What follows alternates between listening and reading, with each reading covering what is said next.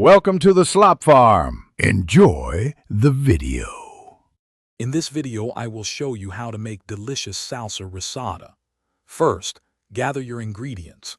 You'll need 1 cup of creamy mayonnaise and 1/2 cup of tangy ketchup as your base.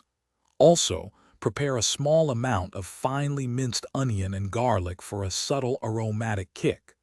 Don't forget a dash of Worcestershire sauce and a pinch of sugar to balance the flavors perfectly.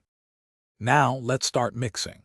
In a medium-sized bowl, combine your 1 cup of mayonnaise and 1/2 cup of ketchup.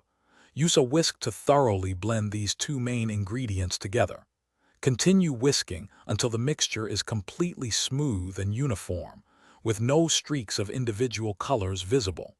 This creates the perfect creamy foundation for your salsa rosada. Next, it's time to enhance the flavor. Gently stir in your finely minced onion and garlic, which will add a wonderful aromatic depth.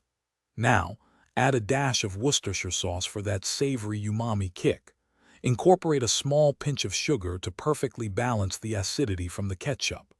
Finally, season your salsa rosada with salt and freshly ground black pepper to taste. Your delicious salsa rosada is almost ready.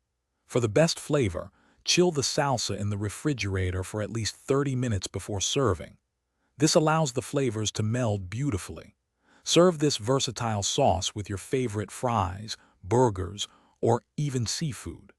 Store any leftover salsa in an airtight container in the refrigerator and enjoy it within 5 days for optimal freshness and taste. Thanks for watching. Consider subscribing if we helped you today.